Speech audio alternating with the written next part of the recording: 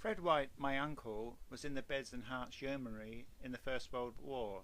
He was on horseback. He got the military medal for bravery. When I visited him, he would tell me about some of his experiences in the First World War. He would tend to relate more humorous experiences when he was in France. There was a time when a Red Cross food parcel was received on Christmas Day, and Fred started to open it. At a T-junction in the trenches, suddenly the shell fire was heard and Fred quickly moved away. A shell landed on the food package, blowing it up. On another occasion, Fred was to cook for 6 others in a French farmhouse. They were enjoying a meal when the shells started to land nearby. They left quickly on horses, and a shell landed beneath his horse, blowing him 10 to 20 feet in the air. The horse was killed instantly, but Fred was able to recover and get another horse, remount it and escape unscathed. On another occasion, Fred and his company were behind a hedge.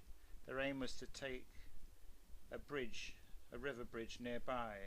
The officer told him to go ahead, take it.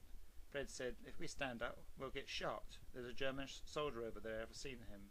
The officer said, "Nonsense."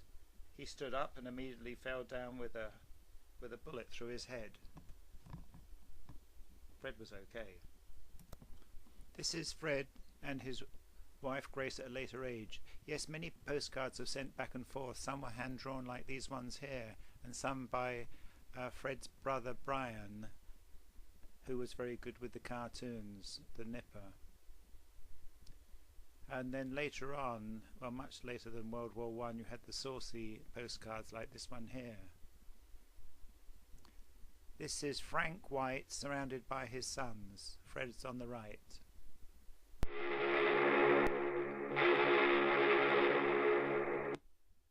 Around 1910, Frank White, that's the father of Fred, went to Canada, and for 6 months or so he worked on the Parliament buildings in Ottawa and possibly visited Edmonton. Here he is on a penny farthing when he was about 23, 1888. He won a gold medal for racing on a penny farthing.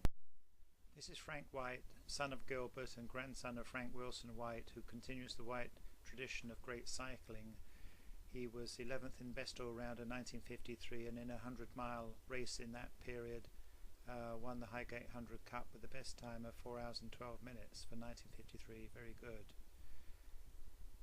Worthington George Smith married the aunt of Frank Wilson White, our grandfather, and was a local archaeologist and a good illustrator.